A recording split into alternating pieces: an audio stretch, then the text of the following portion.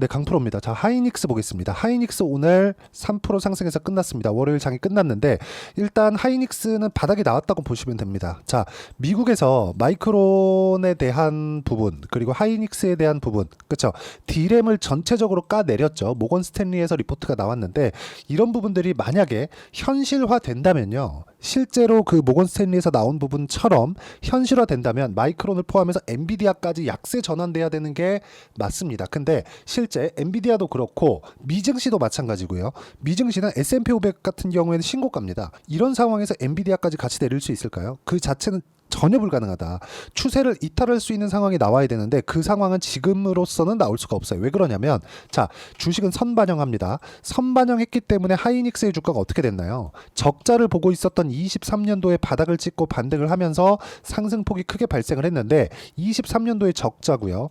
1분기, 2분기 흑자 전환하니까 주가 내려요. 그러면 앞으로 흑자 전환될 부분, 이런 부분들이 선반영된 거죠. 즉 성장을 할 수 있는 그런 모멘텀이 생겼을 때, 앞으로 이 성장으로 인해서 실적이 좋아질 수 있는 환경이 되었을 때 그때 강세를 보입니다. 자, 그러면 약세를 보이는 이 구간에서 완벽하게 추세를 이탈하는 상황이 나오려면 모건 스탠리에서 발표한 D램에 대한 부분이 실제 그렇게 되어야 되는데 이런 부분은 한 가지 조건이 필요합니다. 그 한 가지 조건은 재고에 대한 부담이에요. 근데 이 재고에 대한 부담이 지금 있을까요? 자, 하이닉스의 실적을 보면 HBM에 대한 엄청난 성장세를 느낄 수 있을 만큼의 실적 개선 폭이 나오고 있어요.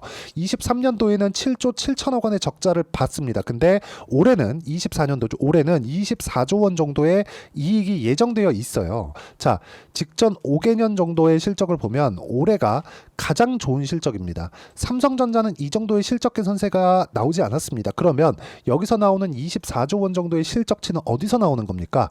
HBM에서 나오는 겁니다. 자, 그러면 HBM은 기본적으로 D램에 대한 가장 약세 요인이었던 재고 부담이 없다는 게 되겠죠. 그러면 요게 D램, 그쵸? 모건 스탠리에서 발표한 리포트처럼 이런 상황이 될까요? 재고 부담, 공급 과잉, 이런 부분이 발생할 수 있을까요? 그 자체가 전혀 불가능하다. 그러면 만약에 이런 상황이 되었다면 S&P 500 자체가 신고가를 만들어내지 못했을 겁니다. 엔비디아도 바닥을 찍고 반등을 했기 때문에, 그쵸? 나스닥은 아직까지는, 그쵸? 반도체 쪽이 너무 많이 올라갔고 AI 관련된 종목군들이 너무 많이 올랐기 때문에 나스닥에 대한 하락폭이 커진 것이지만 S&P 500 같은 경우에는 다우하고 섞여 있죠. 당연히 신고가를 갔는데 그 신고가에 대한 부분이 아직까지 유지가 되고 있다는 점은 절대 아까 전에 말씀드렸던 신고가를 가지 못했을 겁니다. 즉 모건 스탠리의 리포트 자체는 틀렸다. 근데 하이닉스 같은 경우에는 왜 이런 상황이 되는 거냐? 한국 시장에 대한 고질적인 문제나 이런 부분들이 반영된 결과입니다. 그러면 주가가 내가 어떤 식으로 가격에 대한 판단을 하는지에 따라서 한국 시장이 미국 시장보다 내가 매수 매도 뭐 이런 식으로, 그쵸? 타점을 잘 잡았을 때 계속해서 수익을 볼 수 있는 폭을 만들어갈 수 있다는 겁니다. 하지만 그걸 만들기 위해서는 가격 기준에서 매매를 했을 때 내가 어떤 식으로, 그쵸? 수익 구간을 만들어낼 수 있는지, 이 부분이 중요합니다. 즉 선반영에 대한 이해를 하자. 자, 오늘 하이닉스의 수급을 보면 어떻습니까? 외국인들은 매수를 했습니다. 근데 규모 자체는 크지 않아요. 그리고 여기 지난 금요일이죠. 9월 20일 날 어떻습니까?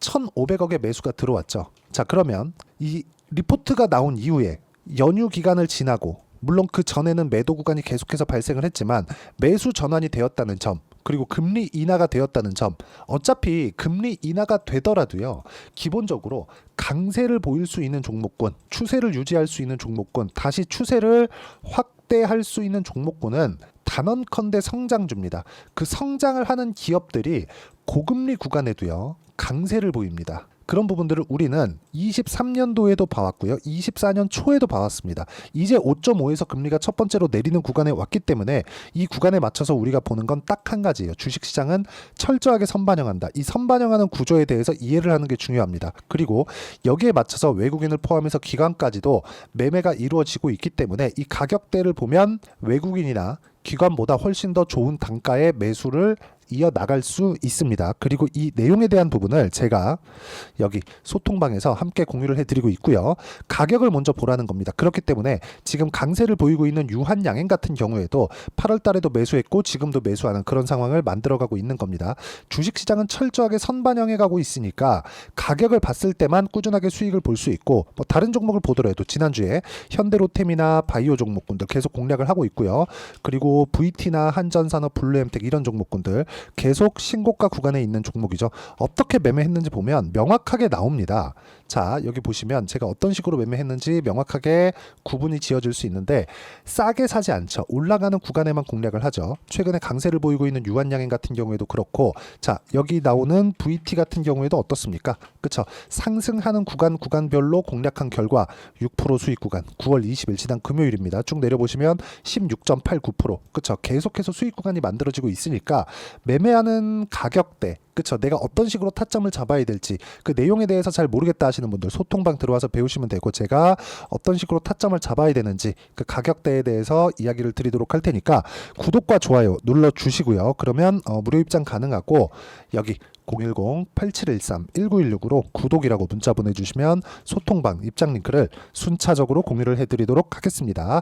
자, 어떻게 매매를 하는지에 따라서 상황은 완전히 바뀝니다. 근데 그 가격을 보는 게 가장 중요하다고 이야기를 드리는 거고, 가격 외적인 다른 부분을 봤을 때는 추세가 무너지는 구간에 내가 계속해서 종목군들을 가지고 있어요. 예를 들어서 에코프로 한번 볼게요. 에코프로 같은 경우에는 23년 초반에는 엄청난 강세 구간에 있었죠. 근데 23년 초반에 강세 구간에 있었을 때 왜 이렇게 강세를 보였을까요? 자, 보세요.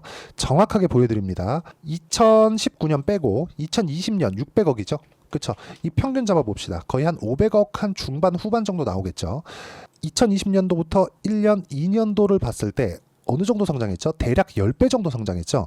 자, 그러면 이 10배 성장한 부분에 맞춰서 23년도에 강했었던 이 내용 빼고요. 여기 딱 여기까지만 봅시다. 어디까지 올랐나요? 2,000원대부터 3만원대 10분의 1로 주식 분할을 했기 때문에 감안해서 보시면 됩니다. 어때요? 그쵸? 2,500원부터 3만원까지 대략 15배 정도 상승이 나왔죠. 3만원을 돌파하는 구간에서 다시 30만원까지 10배가 추가적으로 올라왔는데, 조정을 받는 구간 다 제외하고요. 여기 3만원을 돌파하는 구간부터 정확하게, 그쵸? 10배 정도의 상승세가 또 나왔습니다. 그러면 여기부터는 뭐가 나와야 될까요? 실적이 나와야죠.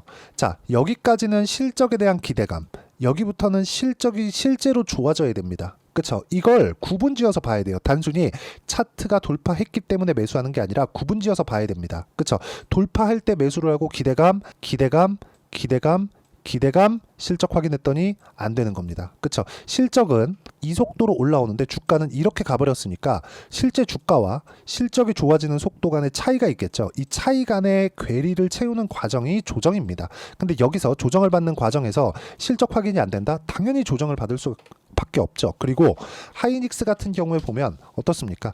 이렇게 조정을 받는 과정에서 실적에 대한 부분이 당연히 좋아지고 있는 상황이 있습니다. 이것보다 훨씬 더 좋아질 거예요. 근데 이쪽 구간에서 내가 봐야 되는 건 가격을 보고 매매했을 때 꾸준하게 수익을 볼 수 있고, 그런 부분들을 여기 소통방에서 함께 공유를 해드리고 있으니까 매매하는 구간에서 내가 어떻게 가격을 잡아야 될지 잘 모르겠다 하시는 분들 소통방에 들어오시면 되고요. 소통방은 다 무료로 진행하고 있으니까 여기 뭐 대봉 LS나 이런 종목군들 최근에 엄청나게 강하죠. 이런 종목군들 다 함께 어떤 식으로 잡아야 되는지 제가 공유를 해드리고 있으니까 구독과 좋아요 눌러주시고요.